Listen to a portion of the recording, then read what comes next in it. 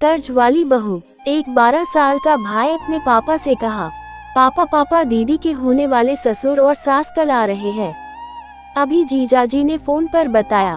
दीदी मतलब उसकी बड़ी बहन की सगाई कुछ दिन पहले एक अच्छे घर में तय हुई थी।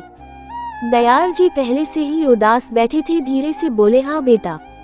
उनका कल ही फोन आया था कि वो 1-2 दिन में दहेज की बात करने आ रहे हैं। बोले दहेज के बारे में आपसे जरूरी बात करनी है। बड़ी मुश्किल से यह अच्छा लड़का मिला था।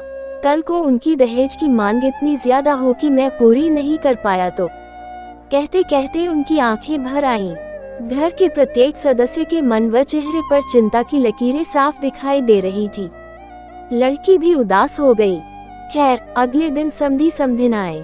उनकी खूब आवभगत की गई।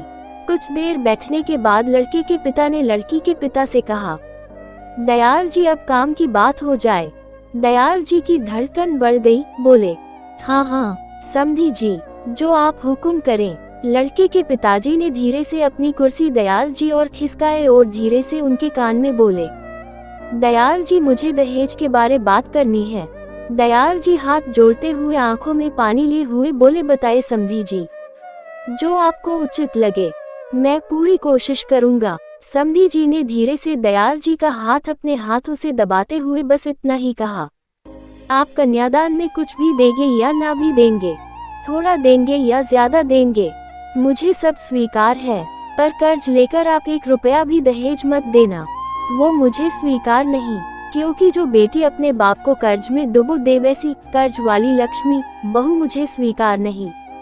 मुझे बिना कर्ज वाली बहू ही चाहिए, जो मेरे यहाँ आकर मेरी संपत्ति को 2 गुना कर देगी। दीनदयाल जी हैरान हो गए। उनसे गले मिलकर बोले, समधी जी बिल्कुल ऐसा ही होगा। कर्ज वाली बेटी ना कोई विदा करे नहीं कोई स्वीकार करे। तो दोस्तों ये कहानी आपको कैसी लगी? अगर कहानी अच्छी है तो लाइक करें और सब्सक्राइब करें।